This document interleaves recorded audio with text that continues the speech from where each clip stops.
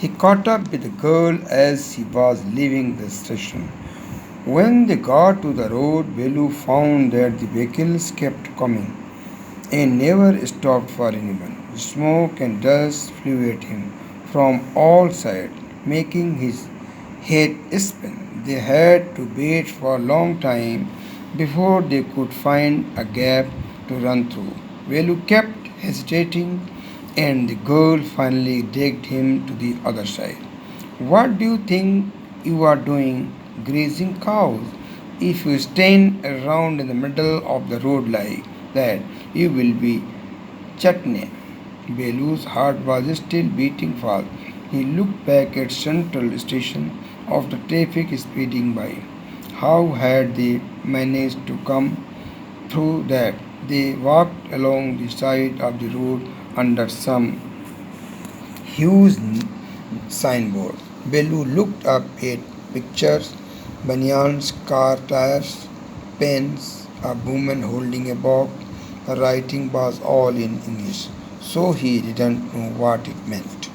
The girl turned on to a wide bridge and backed up. Belu stopped and peeped over the railing. Under him, the road ran into the city. In the distance, he could see huge buildings and towers and more roads. See that big building with the wall around it. If you are not careful, you will soon be counting bars there. The girl grinned and pointed at a huge building. Belu squinted and read the Tamil sign, Central Jail. Why, I haven't done anything wrong. You don't have to do anything, just don't get caught, that's all. What does he mean? Pelu wondered. Meanwhile, the girl was already heading down the bridge with the sack on her shoulder. What was it? He had seen her putting plastic cups into it at the station. What are you carrying in that bag? Things, bottles, paper. Belu wondered what she was doing with them, but he felt shy to ask any more questions. It was still morning, but the sun blasted down on the tar and Belu's bare feet burned. It was not like walking on a mud road. He was soaked with sweat. He tried hard to walk in the shade and keep up with the girl at the same time. She walked really fast. How far away was the food? After almost an hour of walking, they stopped in front of a big building. Sri Raja Gopala Swami Prasanna Kalyana Mandapam. Read Belu. Slowly, a sign with letters made of flowers said, Groom J.B. Binay Bride Rani. Belu started at the big cars parked outside. One of the cars had a flower garland, a rose taped on to it. If the girl looked around, pulled one off quickly, and stuck it in her chair. Come on, she said. Are we going to eat there? Asked Belu, looking at the huge hall and the people inside. Hope, said the girl, shaking her thumb under his nose. She led him behind the hall. There was a big garbage bin overflowing with rubbish. Two goats were standing on the pile, fighting for a banana leaf. A cloud of flies buzzed around their legs. There was a rotten smell there. The girl picked up a squishy banana and held it out to Belu. Here's your food. Belu was shocked. Are we going to eat their leftovers? Che, what do you think I am, a dog? I only take untouched food. Here, some more, cat. She threw him a bada. Belu looked at it with distaste. Come on, here, hero, eat it. You think I like it? I told you I will find you something to eat. Don't think I have money to buy food for you. You had better eat what you get until you have your own money. Belu hesitated, but his stomach squeezed him again. He gulped down the banana and bada. His stomach felt better immediately. He could have eaten at least 10 times more, but the girl could find only one more banana which she ate herself. It's too early. They have only eaten tiffin. If you are still hungry, you will have to wait for them to finish lunch. You can wait if you want. I have to work. I am going. She picked up a couple of bottles from the heap and threw it into her sack. Then she walked off. Belu panicked. He realized that if the girl left him, he had no idea where he was and what to do. It was better to stick to her. She seemed to know her way around. He ran after her again. He called. He did not even know the girl's name. What is your name? He asked, hurrying behind her. She stopped and turned around. Oh, so you have been following me around without even knowing my name, Jaya? I am not following you. What then? Who got you food? Can I come up with you?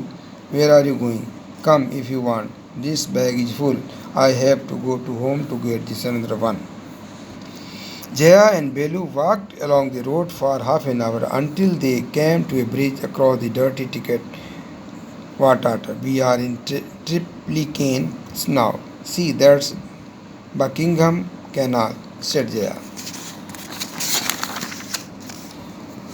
Belu stared. This was a canal. Near some puddles of water was a row of the strongest huts he had ever seen. They were built out of all sorts of things: metal sheet, tires, bricks, wood, and plastic. They stood crookedly and looked as if they would fall any moment. Is this is this where you live? These houses are strange, said Belu. In our village, the houses are made of mud and palm leaves. Jia went around to one of the huts and dumped her sack outside. Then she picked up an empty one.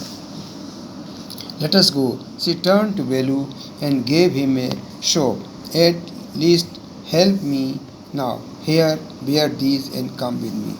She threw him a pair of old shoes without laces and pushed a sack and a stick into his hand. Belu was confused. What work did she want him to do with these things? The only work he had ever done was on the landowner's farm, beating and taking cows out to graze. Are there any farms in the city? He asked Jaya. She laughed and thumped her stick on the ground. Farms. There are no farmers here. We are rag pickers. Rag pickers? See me sack full of things I collected. Collected from where? Asked Belu. From rubbish bin. Where else? You collect rubbish? Belu had never heard of such a thing. I. Blockhead? It is not any rubbish. Only paper, plastic, glass, such thing. We sell it to Jam Bajar Jagu. Belu was puzzled. He had heard of people throwing away rubbish. But why would anyone want to buy rubbish? Who's Jam Bajar Jag? Why is bullying all this? You think he buys it for show? He sells it for factory? Come on, I don't have time to waste like this. Belu did not move. He didn't run away and come to this new place to dig through garbage bins. Jaya poked at him with her stick.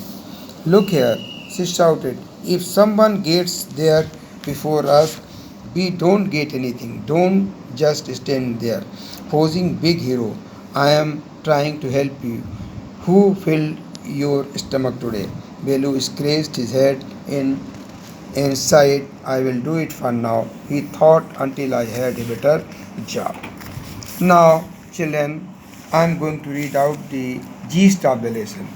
Now, listen the gist of the lesson. Summary.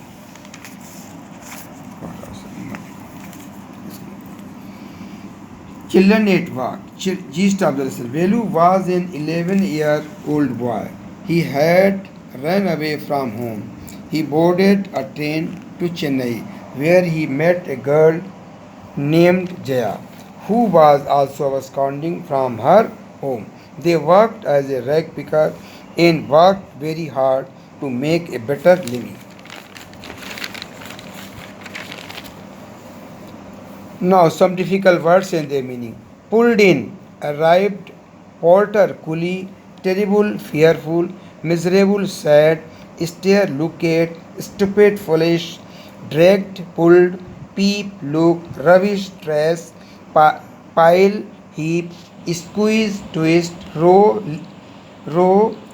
line, pose, pretend. Now, important question. What made Belu miserable? Belu felt miserable because he was alone, tired, and hungry. Question number 2. What had Belu run away from home? Because his father used to beat him. Why did Belu decided to follow the stranger girl? Because the girl promised to get food for him. That's all. Now